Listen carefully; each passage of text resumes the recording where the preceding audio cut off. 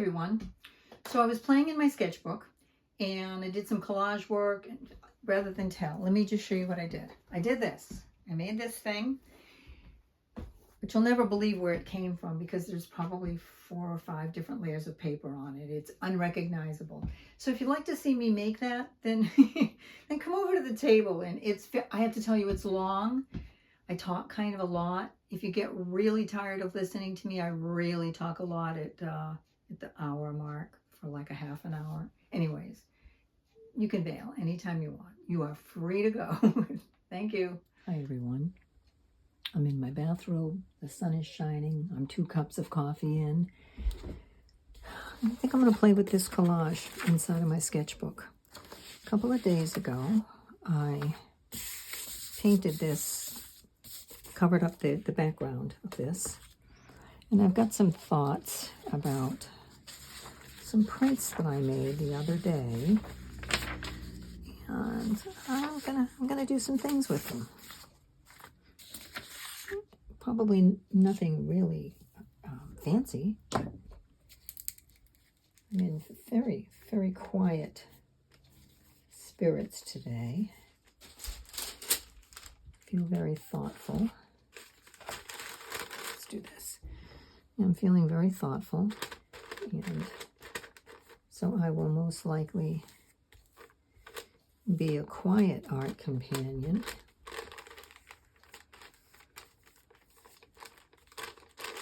I would like to just share what I'm doing.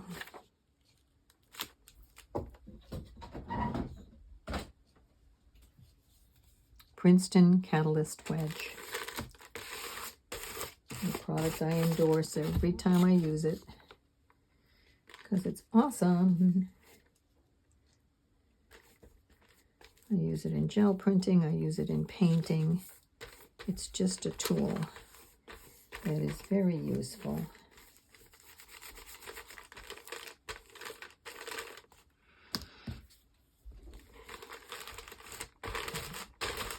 Okay, put that down. I don't know where I'm really going with this. I've been sort of looking at this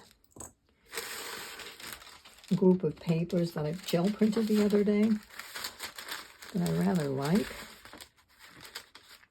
I just thought it might be fun to see what kind of collage I could come up with using neutral color papers, which is my favorite color scheme.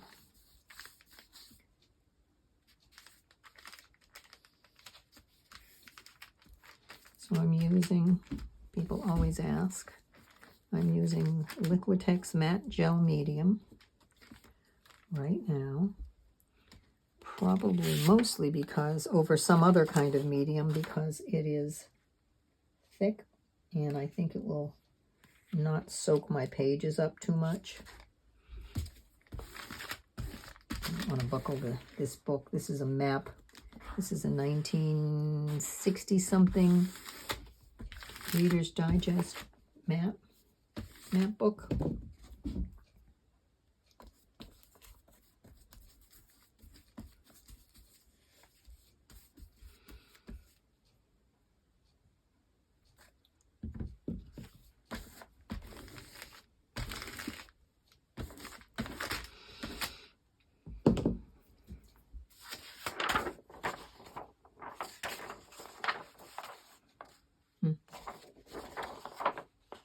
Just gonna go 4 inches. Just want to split this right down the middle. Rough tear it.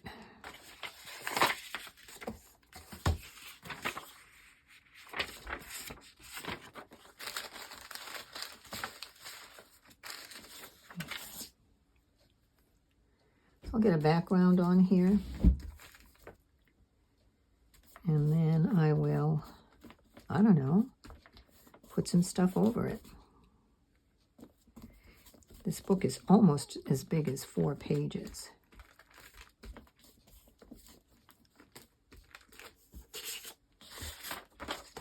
Let's see, does it matter? Nope, it don't matter.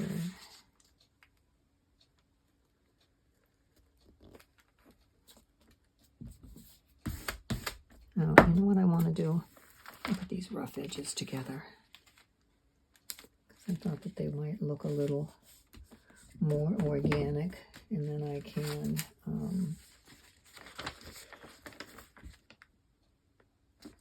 cover the top rough edge with whatever is going to be across the top, which I already have some thoughts about.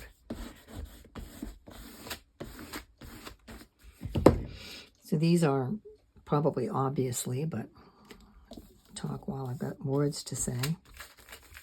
These are digital pieces of art created a very long time ago that I decided to gel print over because I was looking for something to do, and I was kind of stopped in my tracks because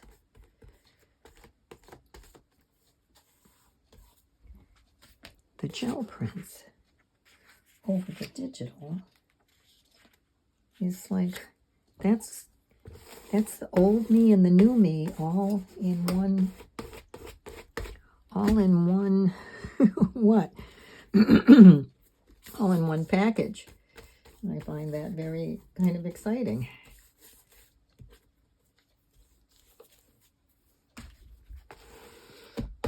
Old digital me and new gel print me. I've always done digital collage, but now I'm doing physical collage.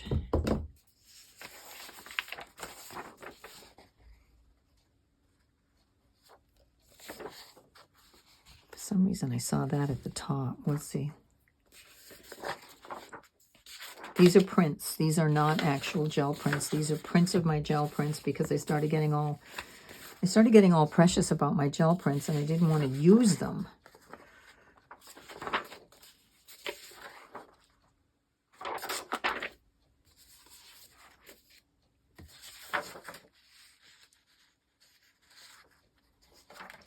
How about, let me see if there's something softer that can transition.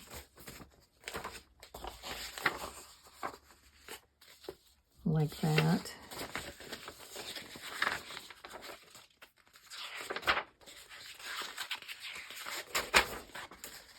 Possibly that.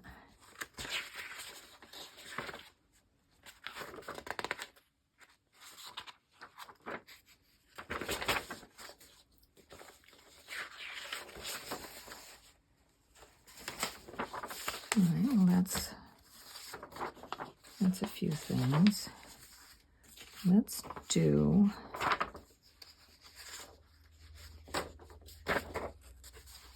I buried my ruler. It's here. I just have to get my head and my upper body and all of my parts. Okay. I'm going to switch to liquid just to see if it goes down any faster. And if it does buckle the pages, then I'll know. This is thinner, and it's better with thinner pages, but that doesn't mean that it can't be used. It just means I might have to work it a little bit more.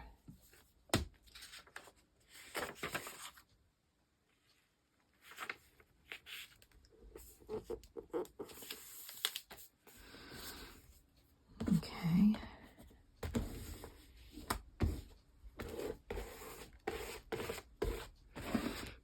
Okay, that's a soft transition down. Now, there's some pretty stuff here.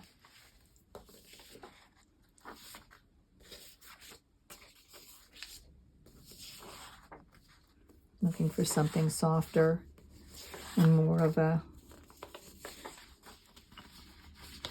digital combination. I mean, more of a gel print combination. So I think it's going to be this.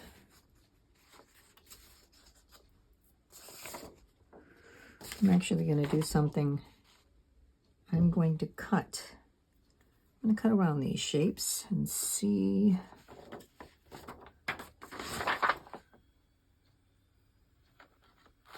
Let's do this.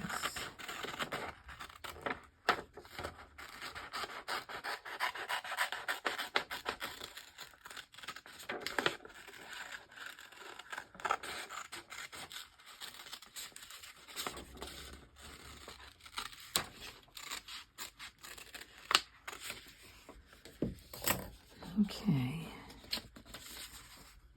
Let's just see if that is like a pretty thing or not a pretty thing. Let me get this here.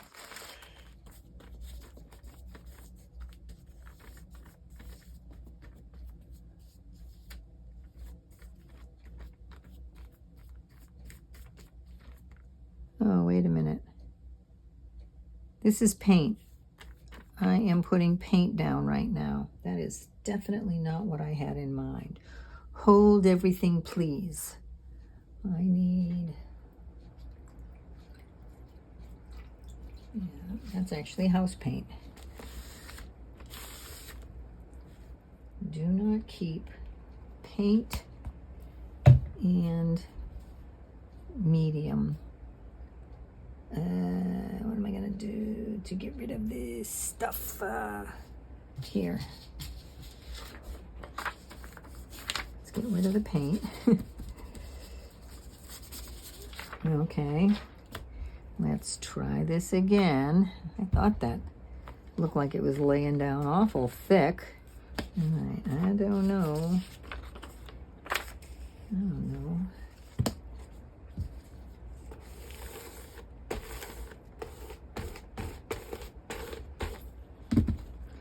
Not sure why I decided to cut that, but whatever. There's one. It's all right, I'll fill them up. That white paint does help dull that transition a little bit.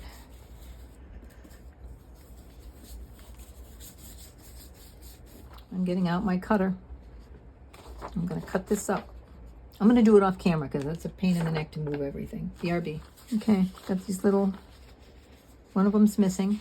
Got a little Dick 4, 8, 12. No, this is all three of them. I feel like I'm just going to, I'm gonna cut these up like paper dolls. Pretty little squares. I like the diminutive size of them compared to my ginormous sketchbook.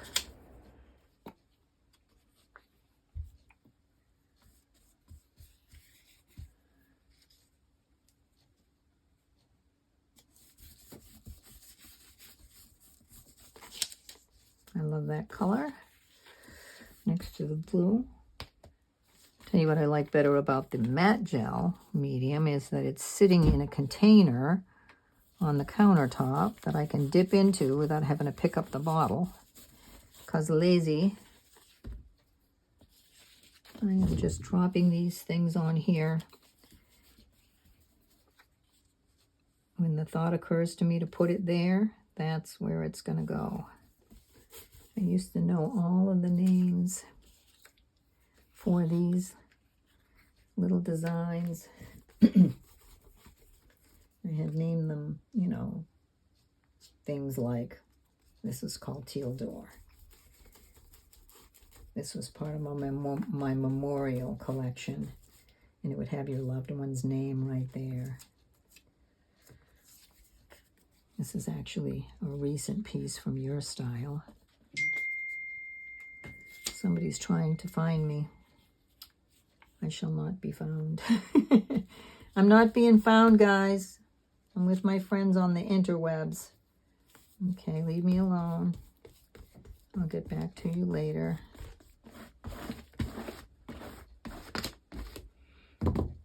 Okay. I do not know where this is going, but I'm going to let it dry for a while. Maybe I'll put it out in the sun. Be back.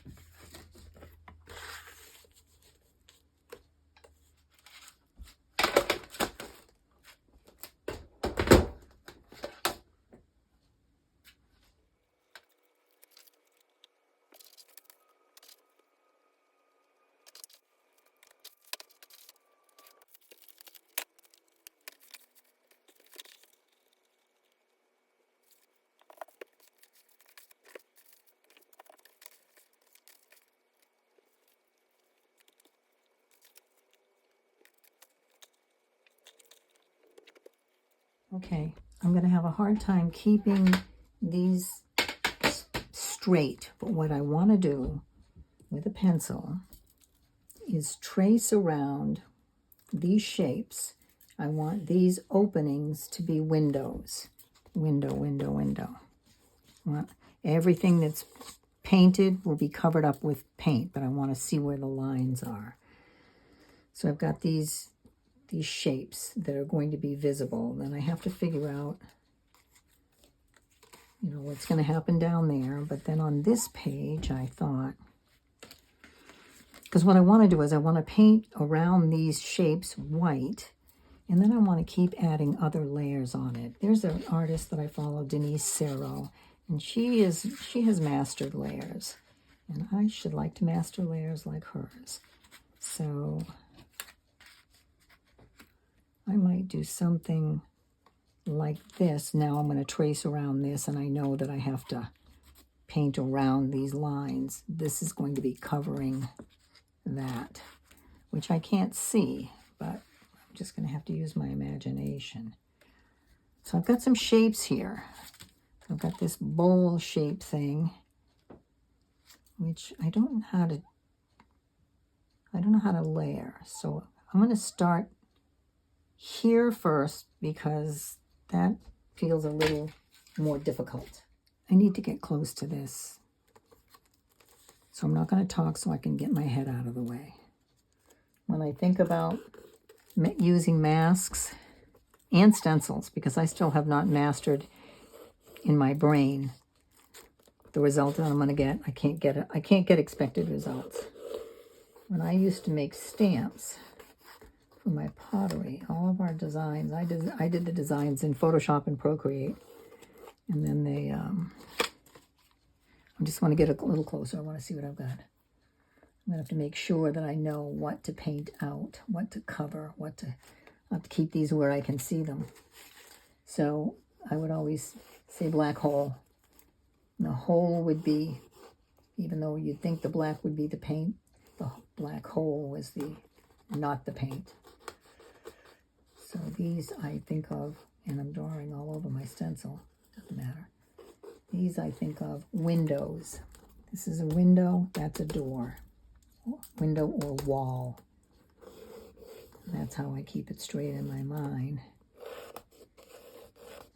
Yeah, I'm definitely going to have to keep these right where I can see them so I don't get confused about what to paint. Yeah, I'm definitely going to need it, because even with these sitting right in front of me, I'm still getting confused about what I'm going to paint. That stays open. That's a window. Okay. If you guys have a way of, if anybody out there is working with masks like this and has a way of remembering what you're supposed to do next, I would find that useful. What I like about this direction is that it is influenced by a number of artists, starting with Judy Woods. Who else? Judy Woods was the first person that introduced me to masks, but I did not understand them at all. I did not know how to translate that into my work at all. And I'm only now just starting to figure it out. But what I like about it is the shapes are mine. The stuff I'm covering is mine. The stuff that's under it is mine. It all came from me. And it all came from me during different periods of my life. I've had some periods of my life that are, yeah, definitely will be a challenge to keep my lines straight. But whatever, I'm just using pencil. I can erase it, but all right, so I've got something on there. I know that was probably tedious to watch. And I really think I'd probably rather deal with this page than wait. So let's see. I do want to do something like this. Even if this is not going to be beautiful underneath here, I can paint, I can add layers, I can add a stem for that. I'll figure it out. Okay. I'm going to do this bowl next. I hope this isn't boring, but this is what I'm taking to make this next piece of art, which I have to tell you is turning out more serious than what I was playing with for a couple of days on an earlier page, which I can show you later. It's a lot of chaos. But, you know, when I get away from art, I'm timid coming back in, particularly when I'm getting ready to try something new. And honestly, I'm always trying something new.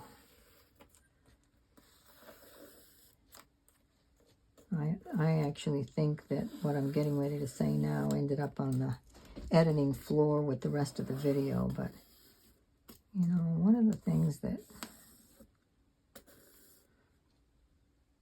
makes me nervous about myself is being what I call a one-trick pony. Because I was that with my company, Museware Pottery. My company, I designed and created a really quite beautiful line of hand-painted, personalized pottery. And how am I going to do that? And it was for weddings and babies, and we sold our stuff at gift stores, and it was pretty cool. But I was trapped forever, only making hand-painted, personalized pottery for weddings, baby, and family celebrations. No one wanted anything but that from me.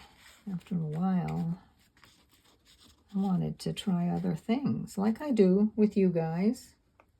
I wanted to try other things. And my stores were not interested at all.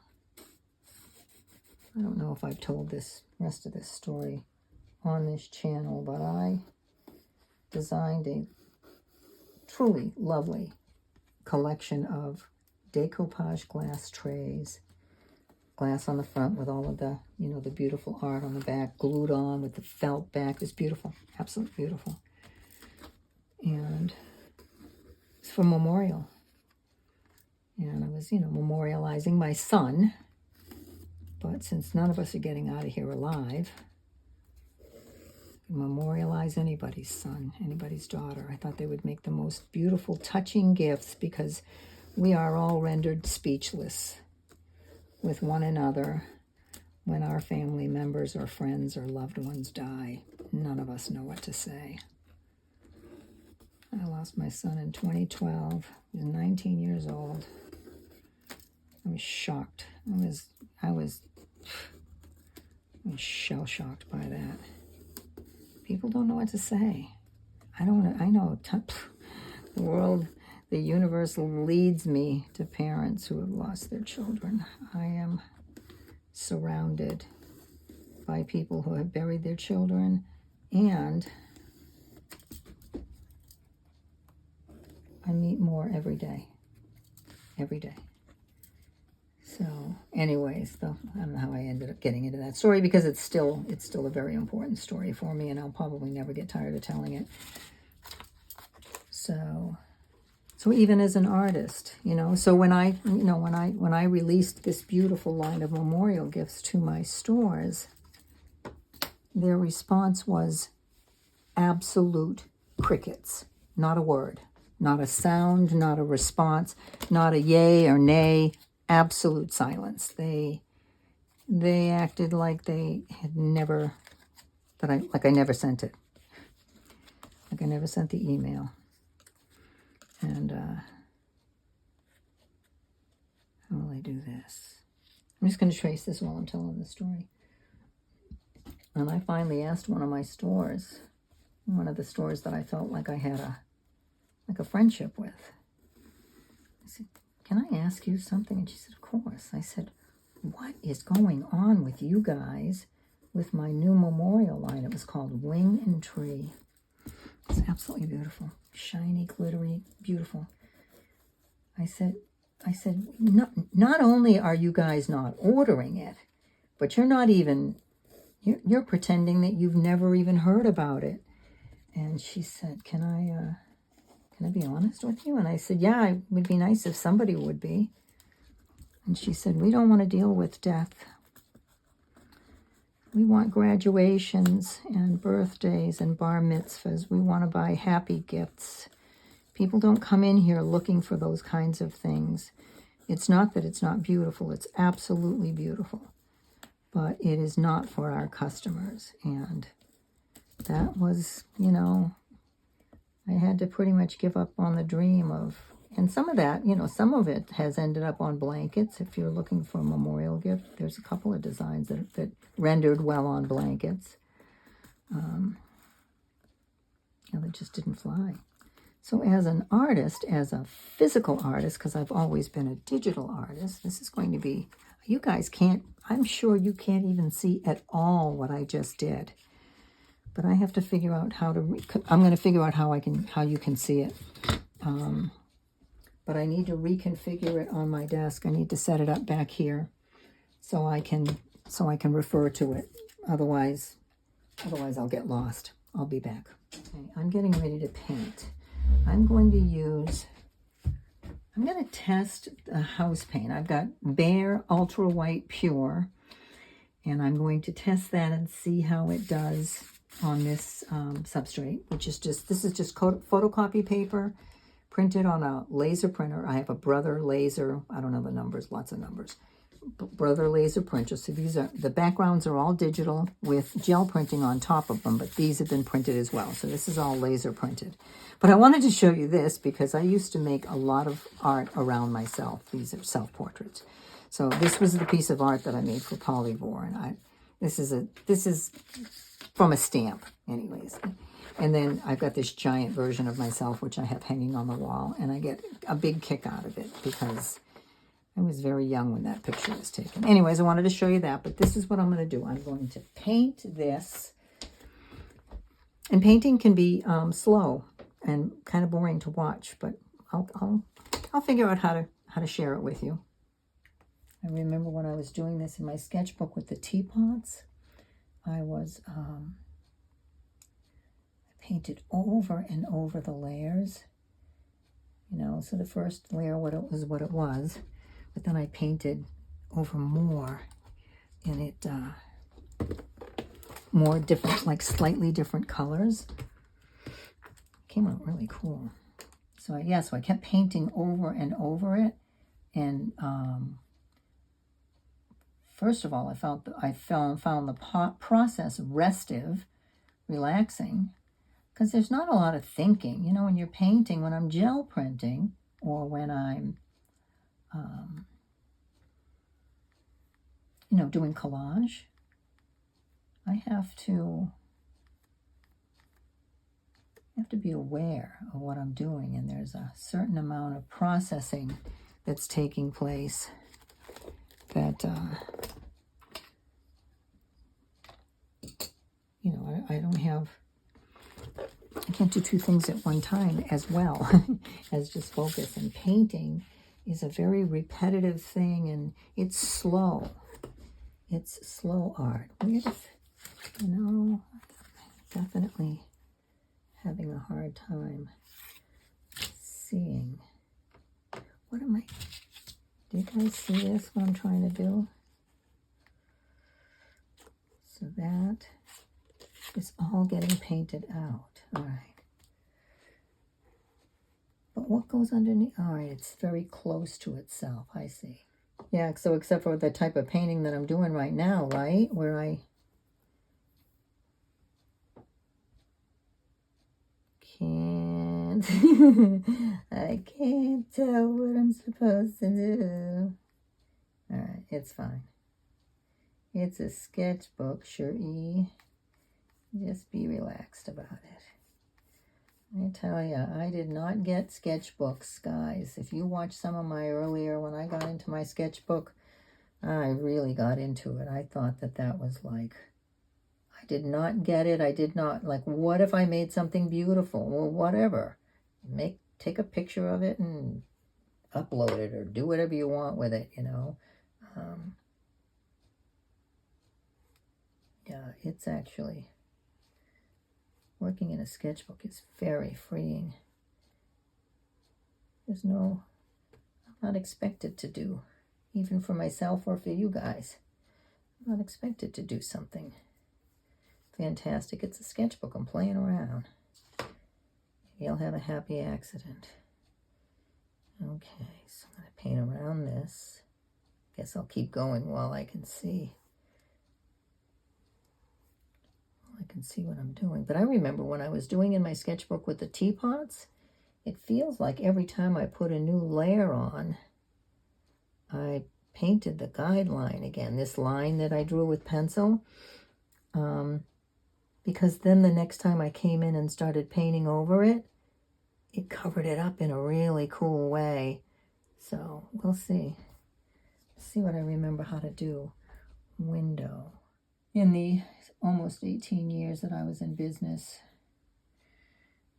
I wasn't trying to break out of it, but I did want to do something other than the product that I sold that was very popular on Museware was the first product I ever designed.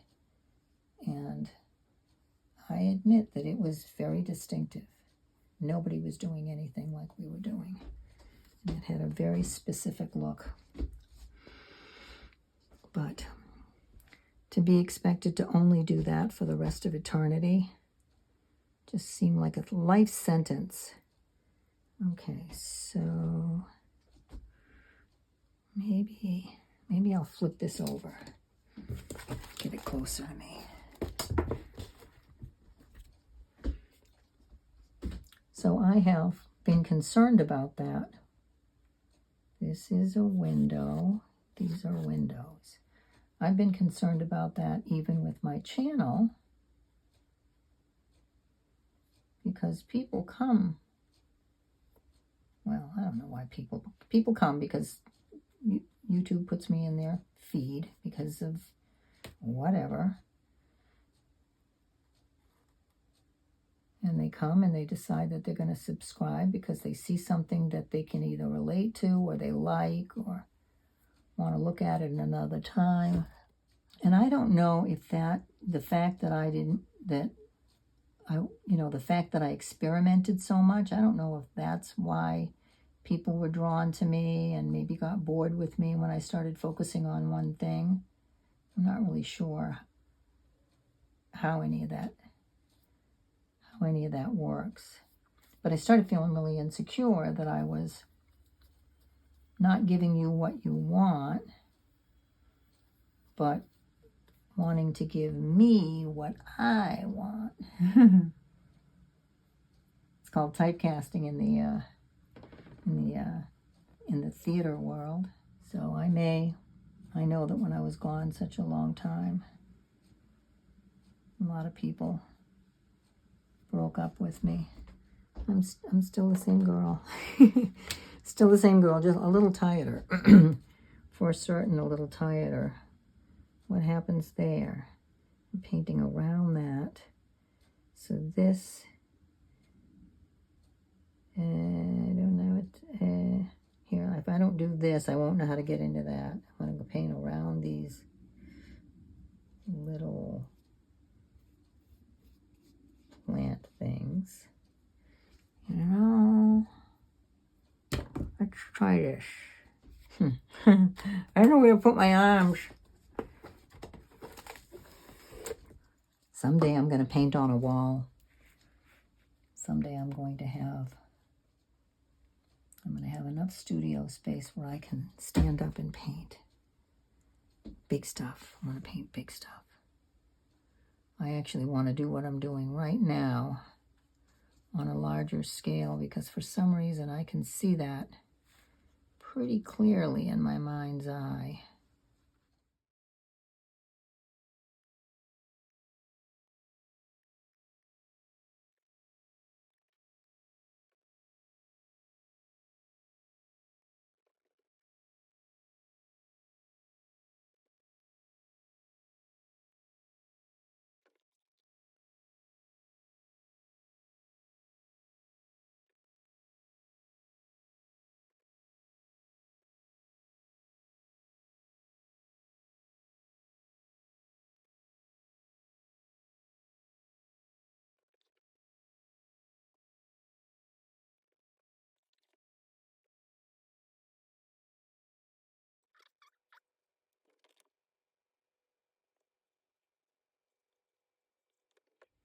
I almost feel like I should paint that out because it almost looks,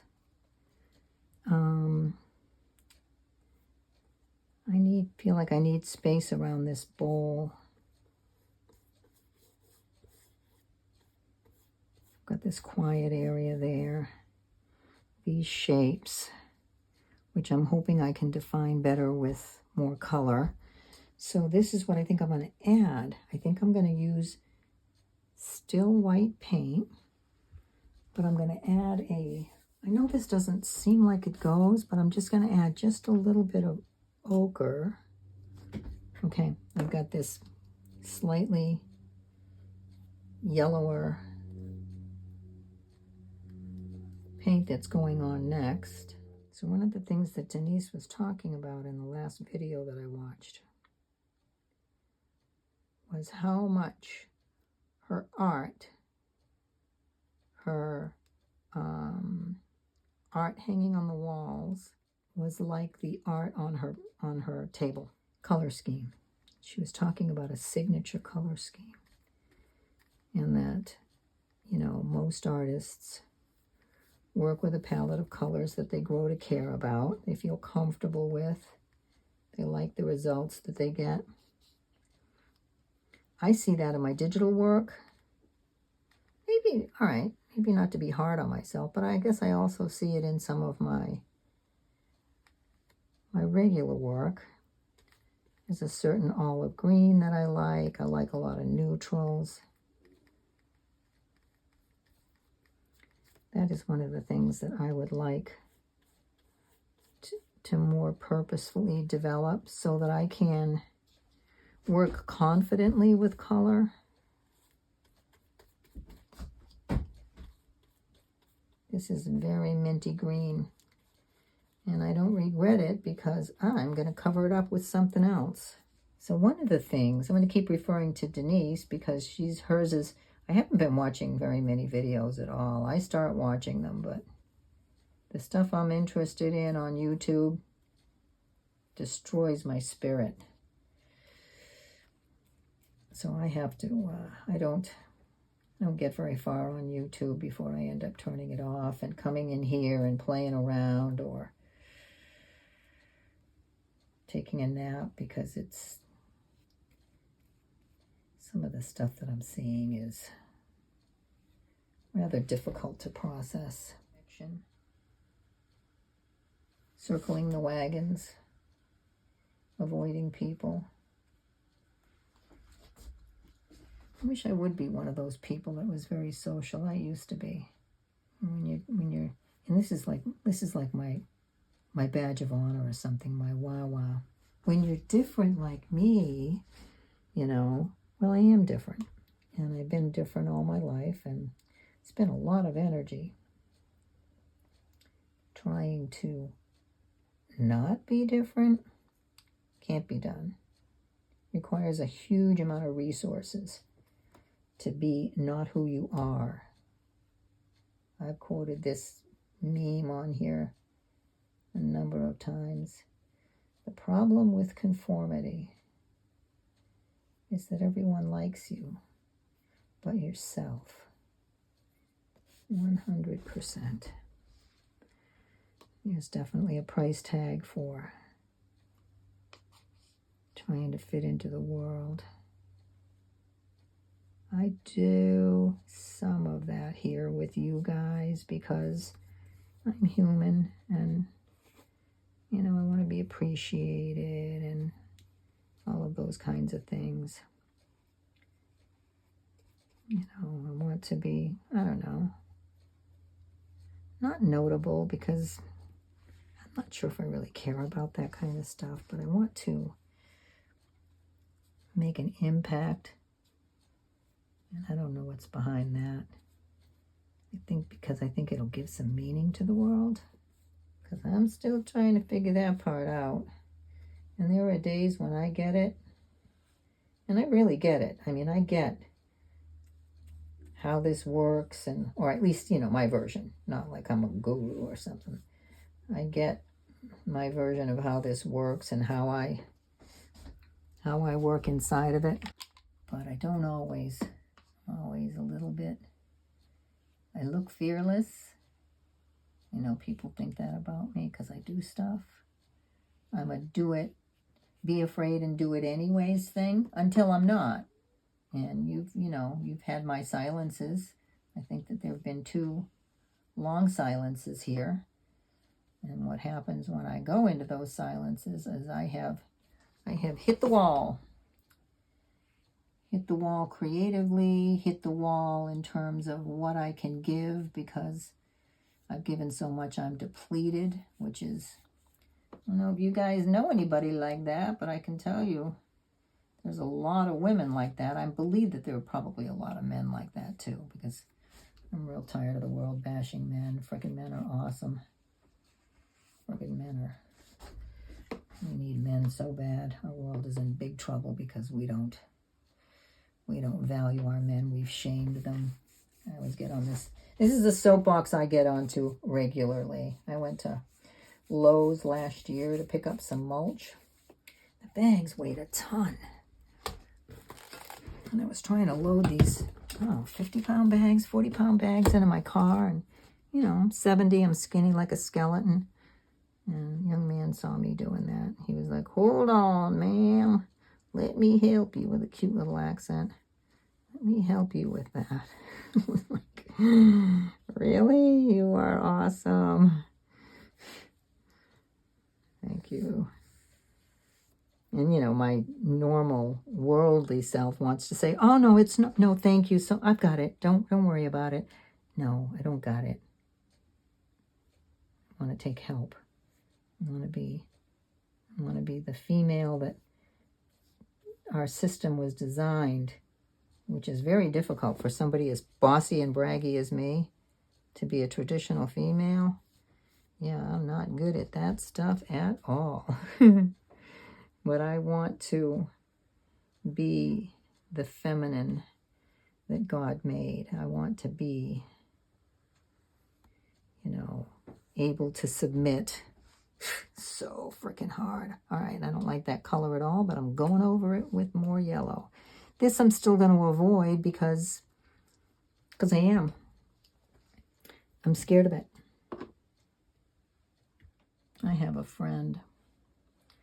Hopefully he won't mind me telling you about him. And I meet him for breakfast pretty much every week. And we have been meeting for breakfast every week since I met him in 2020.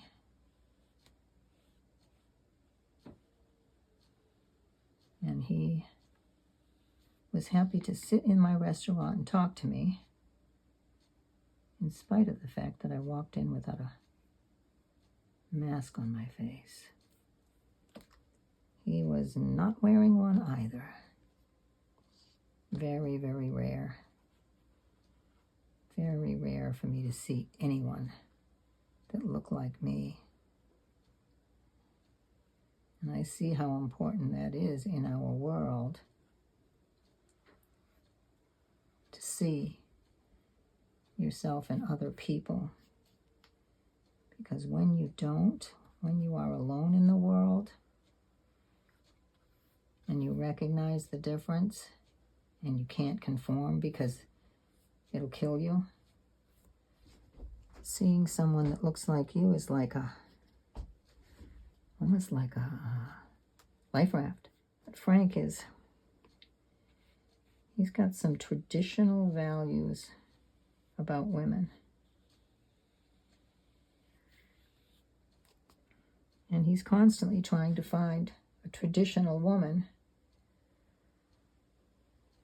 in our modern world. And his search has been a challenge. And I always want to apologize for women that we can't be more like our mothers. Certainly women my age. I'm 71 now. My mother grew up in a time that was not at all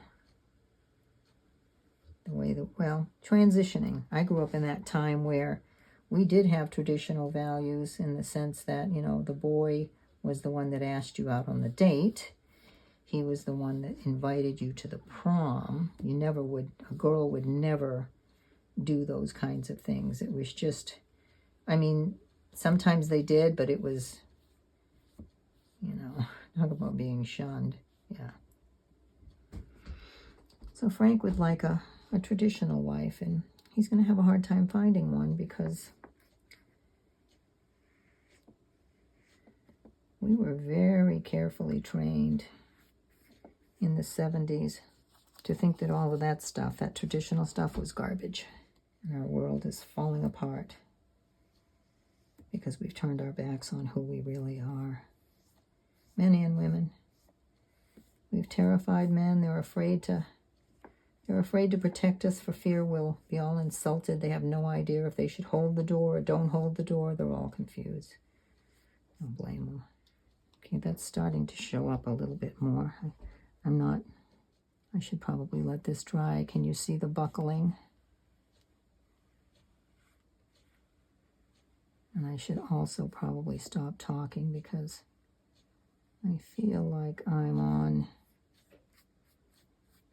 the edge of things that lots of people don't like to hear. The good thing is that I'm painting and I can edit. I can edit things out.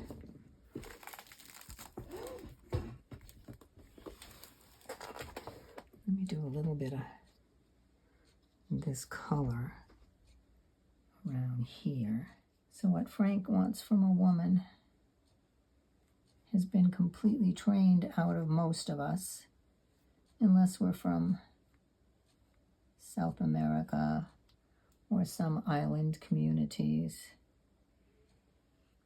where male dominance is still kind of a public way of being, you know, way that is like cultural. So sometimes he needs to date outside of the norm, you know, outside of the normal New Hampshire dating pool. He's a beautiful man, so handsome. But I get mad at him all the time. I get mad at him and I'm like, and he gives me that look like he's surprised, because he is, because I'm usually very accepting of him, but sometimes I don't like some of the things that he says about women, you know, like, because I am a product of the 60s and 70s. I'm pretty self-sufficient. I know how to do most things myself, and if I don't know how to do them, I'll ask for help, but, you know, I'm not particularly feminine in the sense of being soft. I'm not anymore. I think I was. But he's a good man. Good man with a big heart, big personality, prettiest blue eyes you ever saw. He's hopelessly in love with his daughter, 7-year-old little girl. And he's determined to teach her to be self-reliant and feminine at the same time. I think he's got his work cut out for him, because they're almost different things, or at least the way that they present can be different. This is much darker than I thought, but it's okay because I'm going to paint over it again. That's a leaf. That's a leaf. I think this leaf is going away. Definitely. I messed up something there, but whatever. Sketchbook. This is a nice little brush. Gets around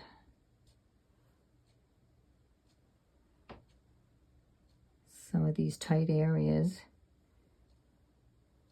Give it a little twist on its side. Do not know to do, I think, I'm starting to see those shapes emerge. Okay, that's got some weirdness going on there, but whatever. I probably should turn this camera off and on again. It's been a long time running.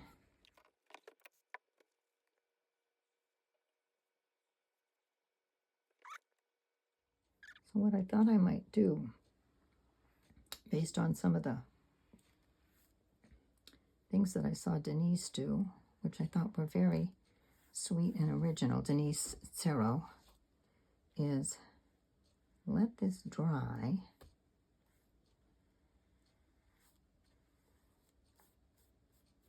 And then do some collaging over some things to maybe make them a little bit clearer.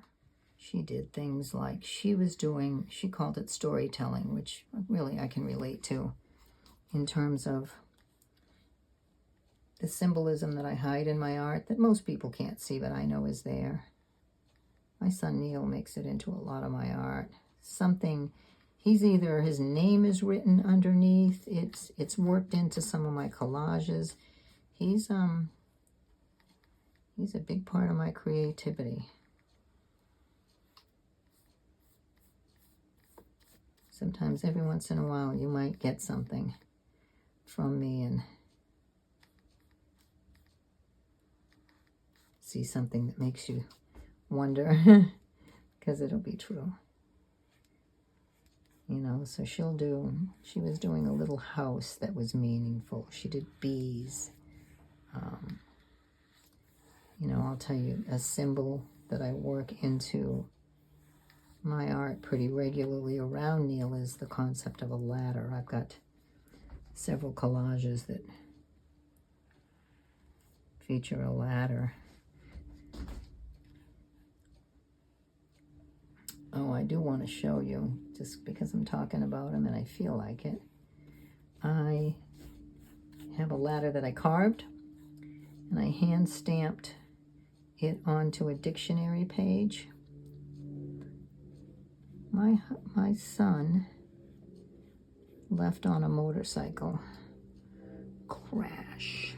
He crashed his motorcycle, and I still ride one. Because, I don't know, I guess there's all kinds of ways to go. I'd like to go, if I'm going to go, it might be nice to go doing something I like, which is riding, and he did as well. But watch this. Look what this says. Crash. I didn't do it on purpose. It just worked out that way. It was just a serendipitous piece of paper that I chose to stamp on. And it just happened to have that on it, which I thought was very cool. So I find myself growing a little weary, ready for some dinner. I'm going to let this dry, and then I'm going to contemplate it. So I'll see you. I'll see you when I see you. Have a good night. I've got this little thing which I have to put on top of something plain so you can see it. These little guys that I had from before over here. I also have this thing.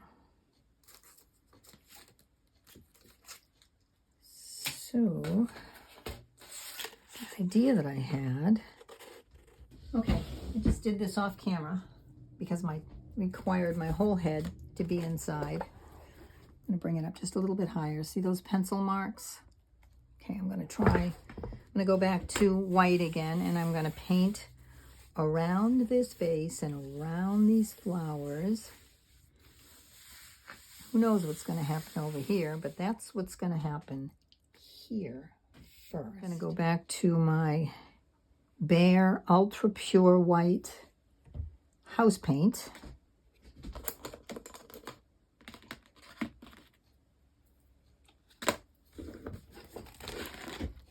Get my good old girl eyes as close to this as I can. And when it gets tedious for me to watch, I'll imagine it's similar for you, and I'll go through it kind of quickly. A couple people have mentioned that there are some whites out there that are denser than other whites, and so you don't have to put as many layers. And I appreciate that. However, I find myself enjoying the see-throughness, so I'm not sure that I would want it to be completely opaque. Now, one of the things that you probably, I don't know if you noticed, I took a pen and I outlined these to see if I could give them better definition.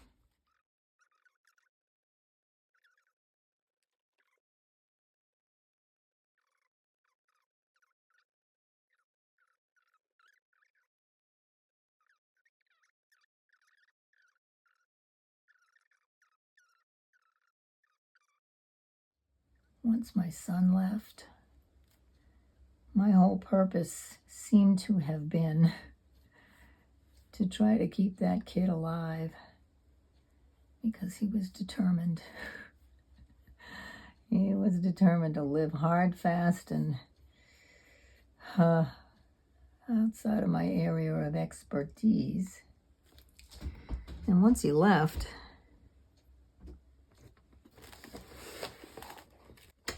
my purpose kind of left with him. Where is this gonna go?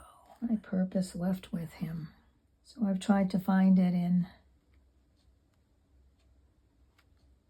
creativity, in the way that I try to force myself to be creative. Because in spite of how fearless I might seem, I'm scared shitless most of the time. I hide away from the world. So one of the things that happens to me when I drop off the face of the YouTube world is that I hit a wall where what the world expects of me exceeds my ability to deliver. And even though I have this really fairly deep-seated fear of disappointing people, because I was, I believe, a disappointment to my dad. I don't think he realized the damage he was causing by reminding me. But this fear of disappointing people has a tendency to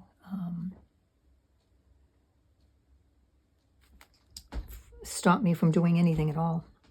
So one of the things that you guys can't see from your end, but we can't escape from ours, is if you have a channel, and I understand the point of it, but if you have a YouTube channel, we have an area where we post our videos and upload our thumbnails and, you know, do all those kinds of things. And it's the analytics portion. It tells us how we're doing with you guys incessantly.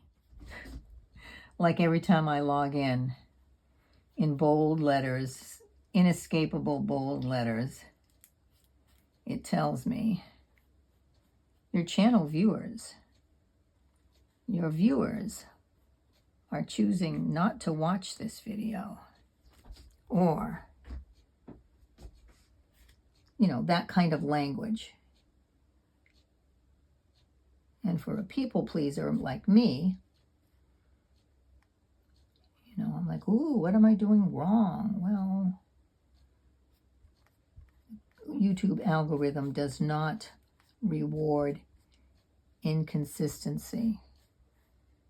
It actually punishes it. So when I drop off the face of the earth to deal with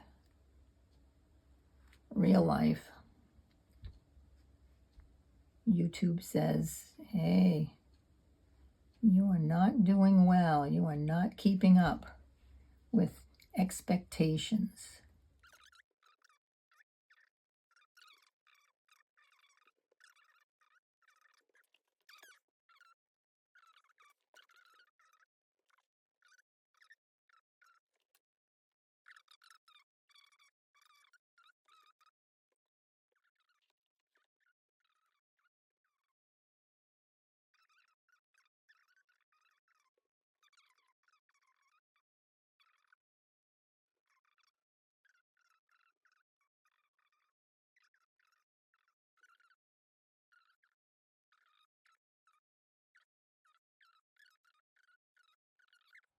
Okay, there's a little vase. There's a big vase. I know I'm going to end up painting over all this. You'll never know that this has got 10 layers of collage on it, other than the fact that I won't be able to close my book. Trying to see these tiny little pencil lines with these beautiful eyes that have shown me the world and all of its wonders.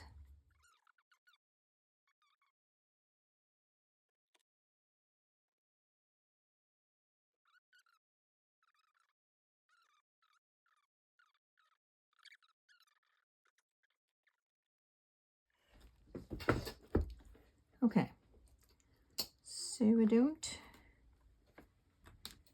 don't mind that. I do like these colors shining through. These are definitely going to have to get, maybe I'll do them with my alcohol markers tonight while I'm contemplating things. Okay, I went away and I had some food and I sat and contemplated and listened to Baron Coleman for a couple of minutes, and now I'm back. I think I'm going to collage over. Talk about layers. I've got probably 4 pieces of paper on here. I think I'm going to collage over these. I do.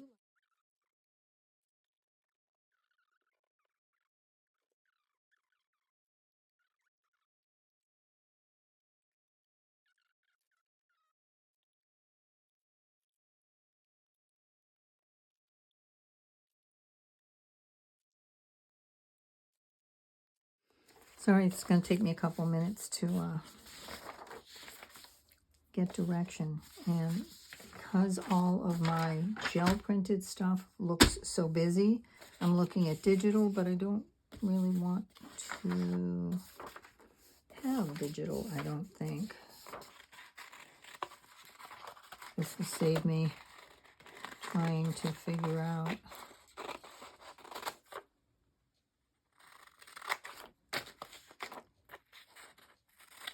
how to cut this thing. I already like it better. This was too distracting. I did not think about, I didn't think about where this was going to go, but I didn't know where it was going to go. So in my own defense, I didn't know where it was going to go.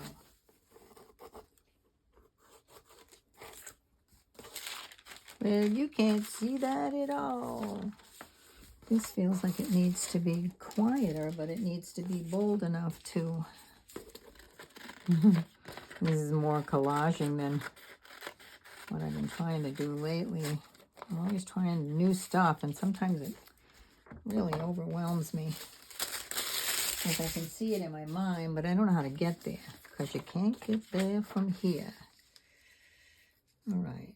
That's not gonna, it is not gonna go there. All right, well, it'll go somewhere, but it's not gonna go there.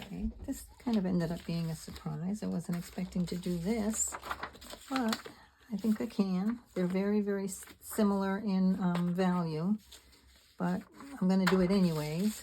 I'm gonna cut this baby out. And if I cut it out and I don't like it, then I'll have another piece of cut up paper to use in collage. Get rid of that. Okay. This is a fun little thing. All right. I'm going to put that there. and this on top of it. I'm going to have to do something. Almost forgot to turn the camera on. I'm abandoning my bowl. I'm going for something lighter.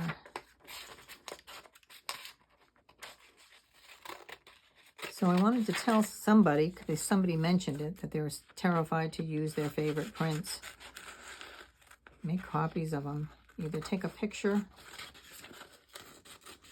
and print it, or digitize it and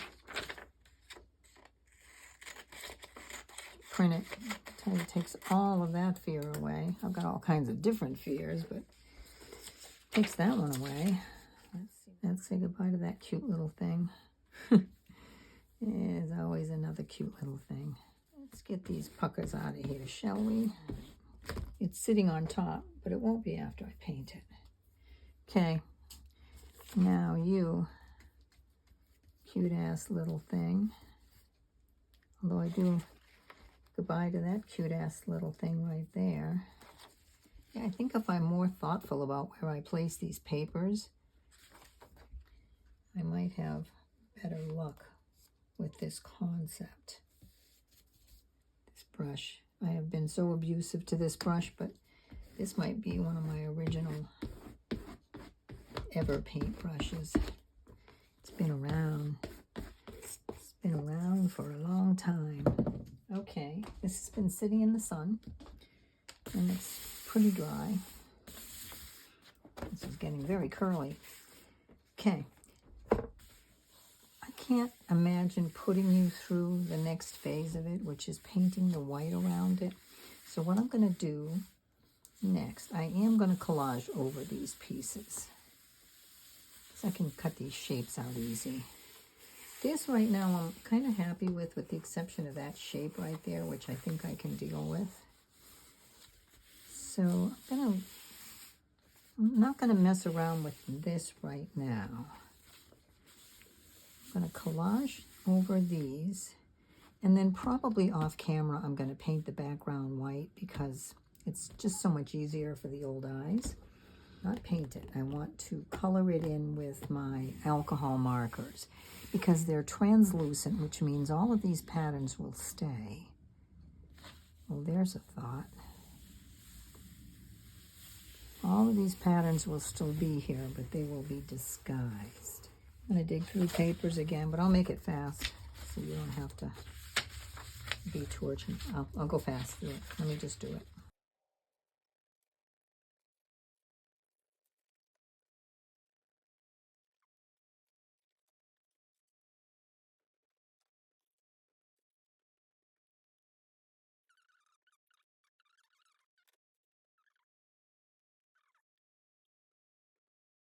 Okay, I'm back with this video, and I want to show you what I did.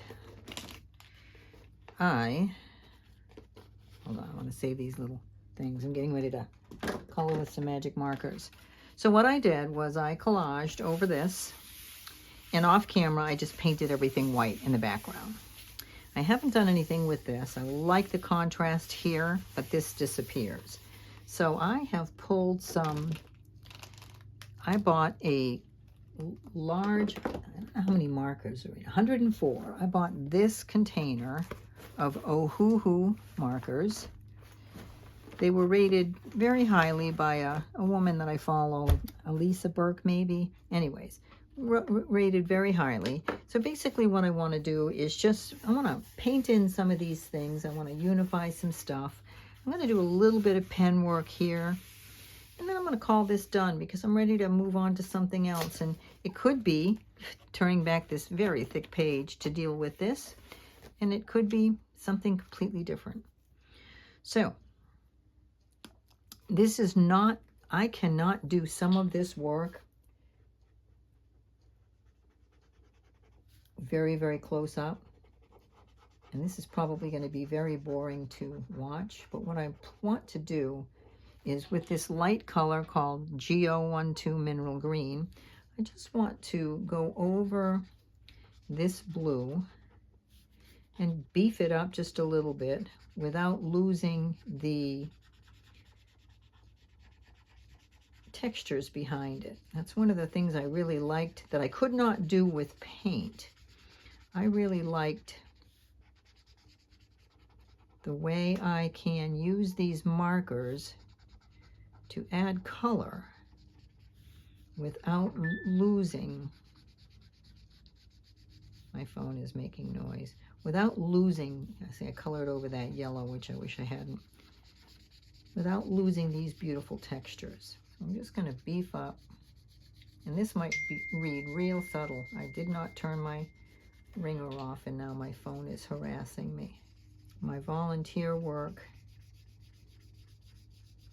and other commitments. That actually is very pretty. There, ringer turned off. I like that pretty greenish color. I'm going to continue to do that here and hope that I can keep my head out of the view. This is not very high contrast, but I can add more after. But it's hard to take away, even with markers. I definitely am going to want to fill in. I don't like that shape there. I'm going to want to fill that in with something darker so that it's not such an odd, although that's doing a nice job. Look at that. And I don't know if it's liking their paper and giving me that dark color, or if it's liking paint. A little bit of both. That's pretty. So these markers, just to give you a little background on them, they come with a brush tip, and they also come with a chisel tip, which I never use, but they're also new to me, and I haven't spent a lot of time playing with them. These markers, I definitely fell away from my, what was a daily sketchbook practice when I first got this big giant book. To be honest with you guys, I've fallen away with a lot. If you are new here, you don't know my history and story, but it's, you know, it's it's been a long life, and I run hot and cold. I'm a little bit all on and all off, and you guys are getting me off. I am not my normal self. I'm tired. I'm a little disillusioned. I'm having a hard time keeping up with the commitments that I've made. And you know, lest you think I've got my little violin out, I am 100% aware of the fact that everything that is going on in my life that I find heavy is by my own hand. I have invited it all in. I have raised my hand and said, pick me, I'll do it.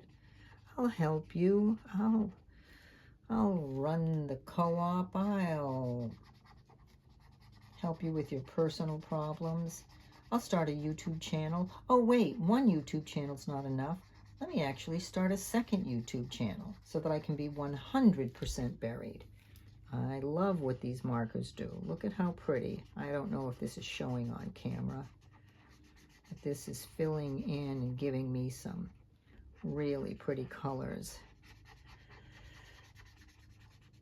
I really like all of a sudden just how simply darkened this is. Yeah, so I had breakfast with a friend this morning, and it was a sob fest.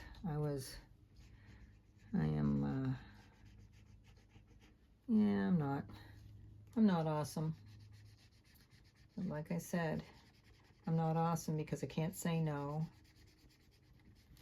And probably other far more complicated characteristics greater than not being able to say no.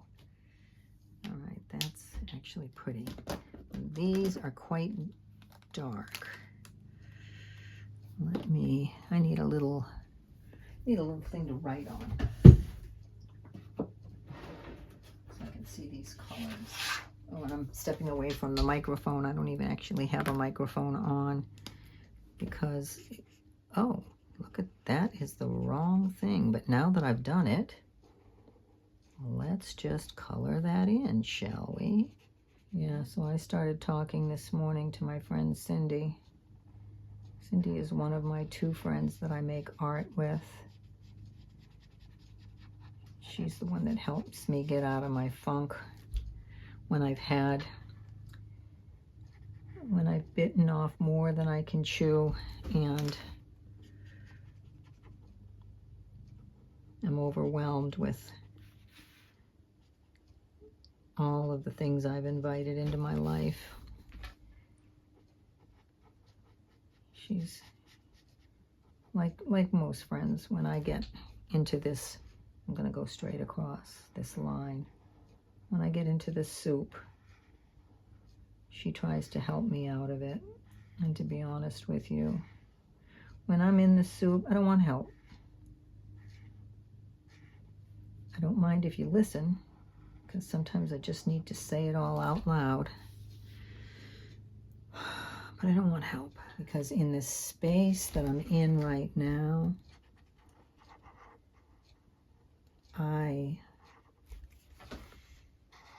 I'm exhausted by and again, not you guys, me. I created this. I'm exhausted by the expectations. I'm tired. I don't feel particularly creative. You know, I really am an ebb and flow kind of girl. And I have ebbed and flowed myself into an empty cup.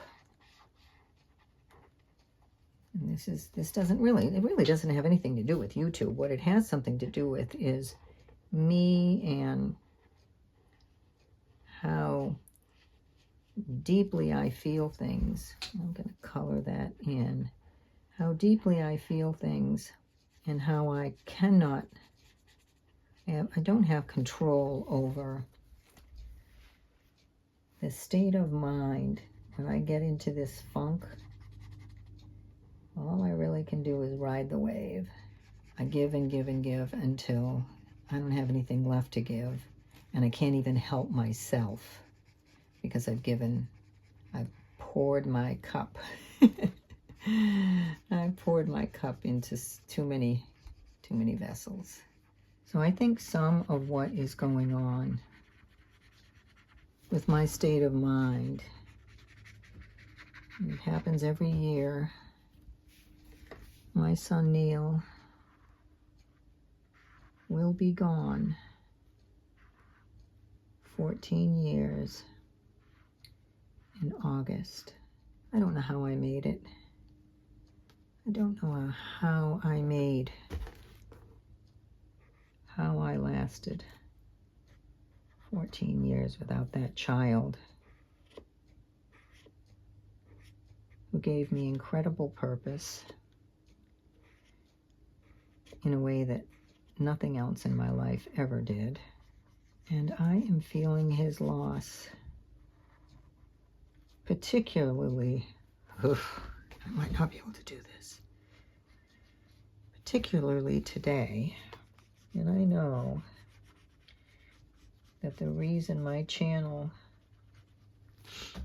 got the attention it did early on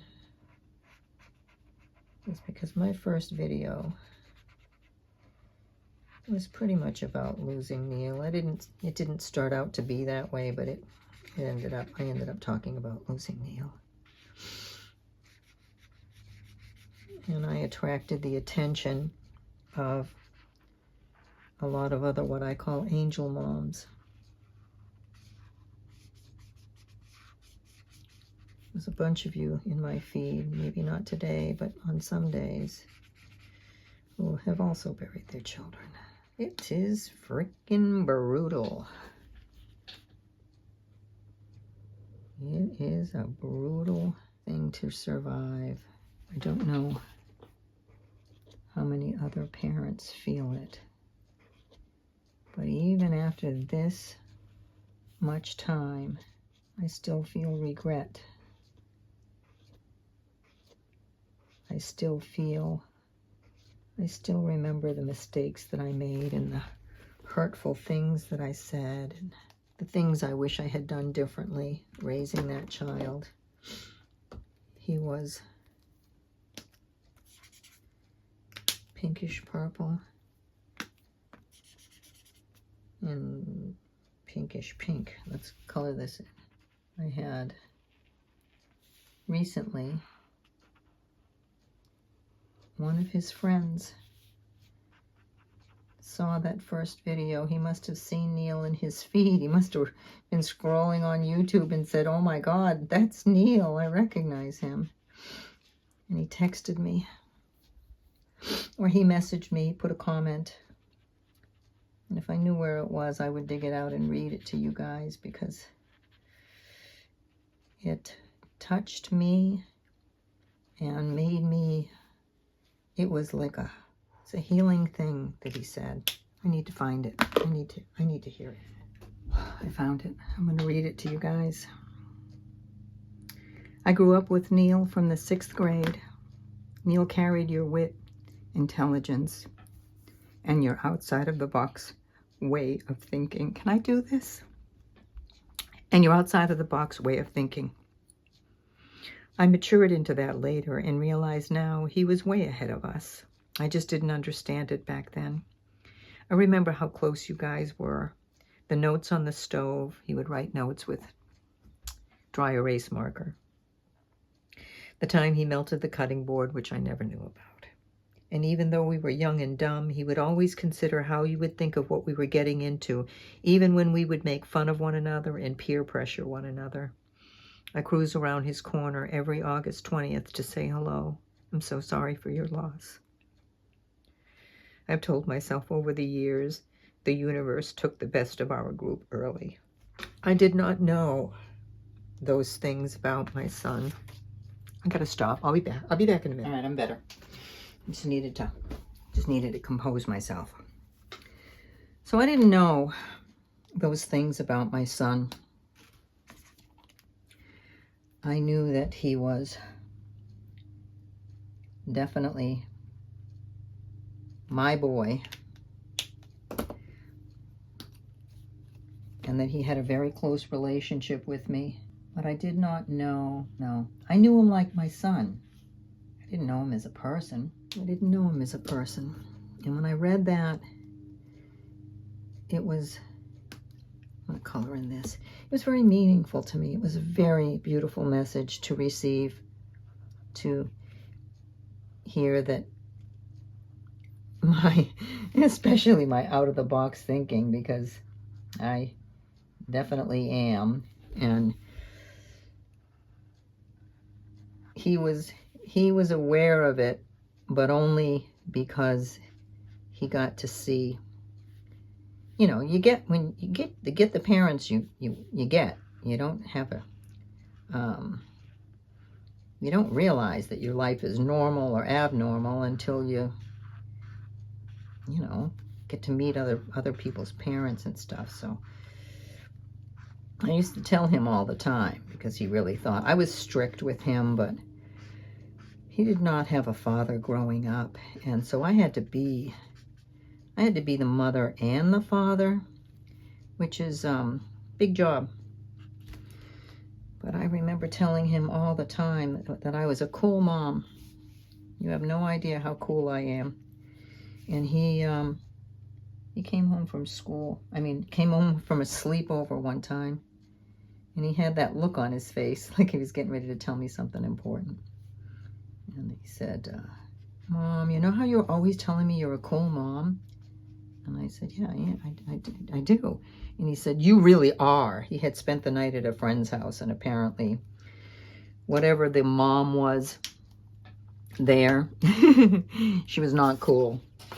And he didn't know that, because my son had he didn't have his first friend until he was a teenager, because he was a very kind of a troubled kid. He had behavioral issues, and he was kicked out of school a lot.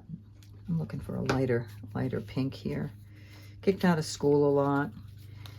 Kids didn't have the patience to deal with some of his idiosyncrasies. And so he didn't really have any friends. V08, light violet. So he did not have friends in school. He did not have sleepovers. He was never invited to a birthday party. He just didn't have friends. He was too volatile, too aggressive. Kids didn't want anything to do with him. And he was aware of it. When you're different, you know you're different. I've been different all my life. It's not like I couldn't tell by looking around that I wasn't like those kids. And Neil knew it too. And he also especially knew it because his biological father never met him, was not interested in meeting him, even after Neil hunted him down. So Neil was aware of the fact that he was different. And when I ran into some financial straits trying to raise him on my own, we ended up not being able to afford. I had just started, well, not just, but I'd started a business, and the business was, you know, like you really have to have, in order to start a business, you got to have money to, you know, weather the dark times. Hold on, maybe I need something. Anyways, he was aware. He was aware of the fact that he was different. That is very pretty. Vivid violet. You know, so my relationship with Neil was of me trying to keep him from hurting himself. And honestly, sometimes even from hurting me. And ushering him through a life where he was more than the school could handle, and you know, it was difficult. All right, what happens if I put vivid violet on top of green? Softer violet. So anyways, that note from his friend was very, very meaningful. You can't be a parent without having some effect on your children. But I didn't get to watch him grow up. I got to watch him become a man. And I got to watch him, you know, like, remember I started talking about him not really having friends. When we had to move in with my mom and dad so that I could keep my business and a roof over our heads, I think he was 15. And he started having friends. And the first friend he had was Richard. And Richard actually, for a very short time, I had 2 channels. I produced exactly 2 videos. And one of them was being a little hard on myself, but whatever. His friend Richard, who was his first friend ever, who was at our house all the time and spent the night over there, and he was just Neil's first friend. He left a comment. He actually offered to come on the channel. It was a long, short life. He came in fast. He was going to be born prematurely, whether we liked it or not. I was in labor. From the time I was barely 6 months pregnant.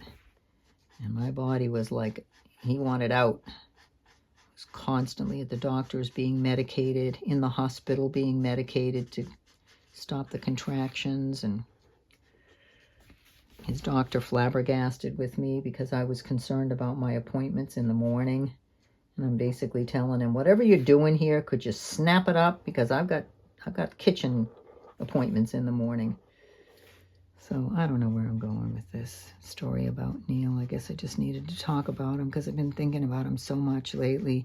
And tomorrow at noon, I'm meeting the other moms from the area who lost their sons right around the time I lost my son, who lost their sons all to accidents. 4 boys that all knew each other. Only one boy that was, like Neil didn't know him, but he knew of him. They hung around with the same kids. They all died within 6 months of one another, one after the other. Tyler, and then Corey, and then Andrew, and then Neil. They just died, one after the other.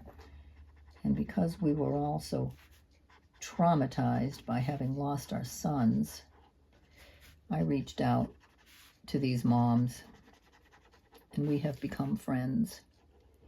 And we managed to, we don't see each other all the time because, we're all, some of us have grandchildren, some of us don't. I never will. But I'm meeting them tomorrow at a restaurant. And we will marvel at the fact that we've known each other for 14 years and that we all buried our sons that were all 19 and 20, one right after another.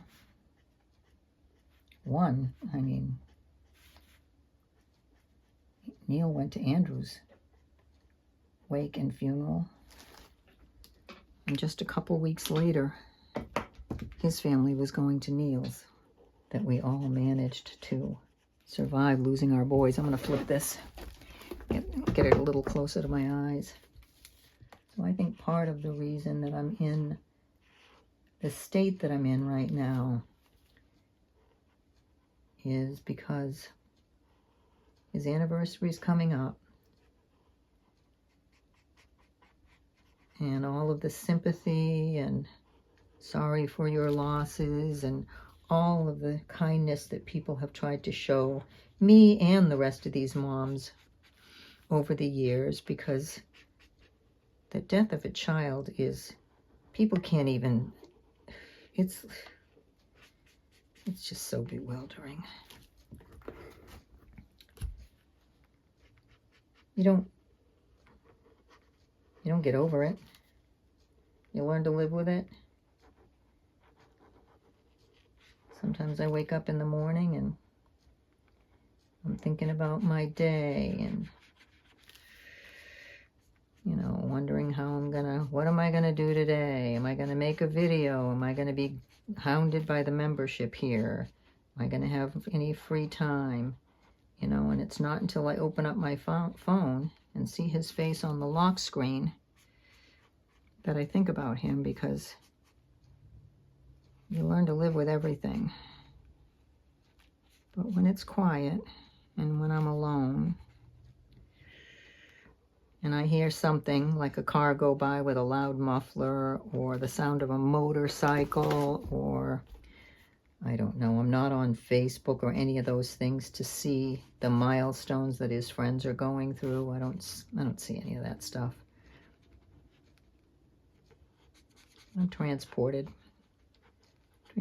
back to the time when I had a child, and it feels like the only job that I was given was to keep him alive until he was old enough to carry on the family name, and I failed. So I apologize, guys, for the wah-wah tone of this video, but this is who you get when you sign up for when you sign up for videos with me. You get my good moods, you get my bad moods. I'm sure some people got tired of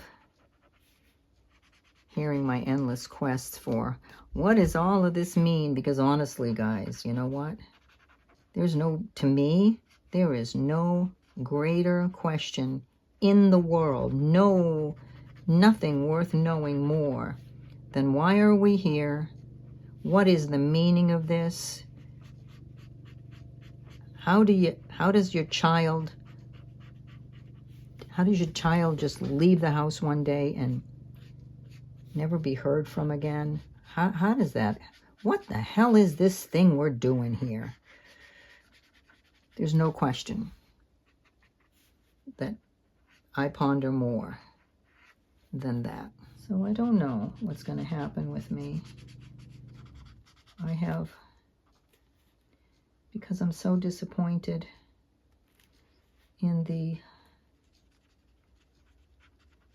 way our board was treated after a very difficult winter of water outages and frozen pipes and broken pumps and underground leaks, and I've given very serious thought to selling my home here and moving, which is not a healthy thing for me to do, because one of the things I've learned about myself, and I knew it when I was getting sober, that I'm a runner. You know, they used to have a thing in AA they call a geographical cure. Yeah, I know about a geographical cure. I have taken several geographical cures. But the truth of the matter is, I'm living in a mobile home. I didn't end up in a mobile home by mistake. I ended up in a mobile home because a traditional home was not a financial option for me. And after looking at real estate for months and realizing that the only thing I can afford is a mobile home, which I already have, in worse condition. My house is new. My house is, how old is my house? Not even 4 years old.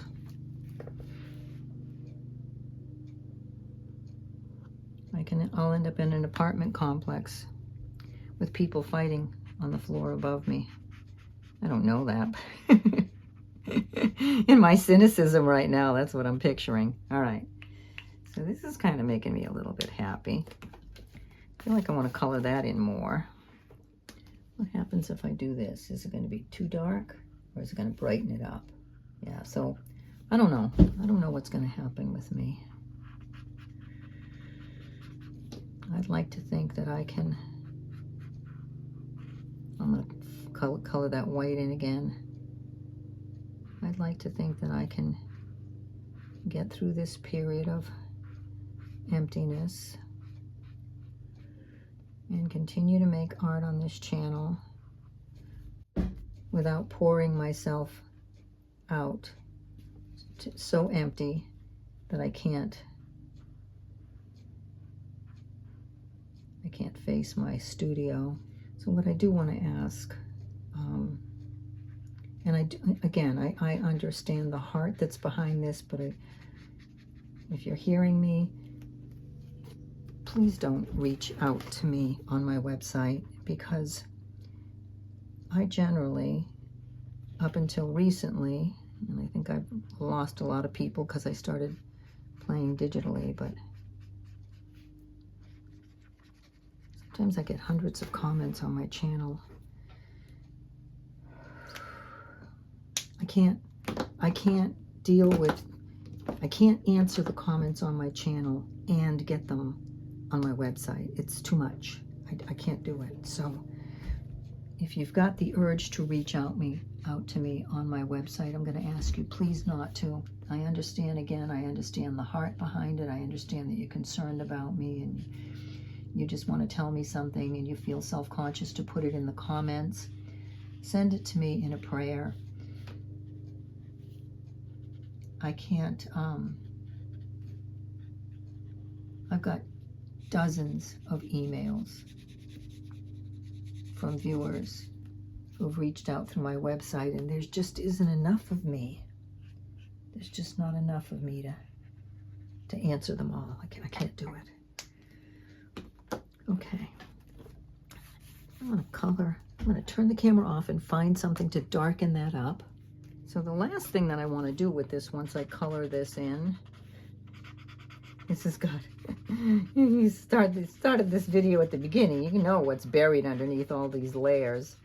because I probably want to draw a little bit of pen work. But that is so difficult for me to do from this far away. I really need to have my head right over the paper. On a larger scale, I might be able to do it.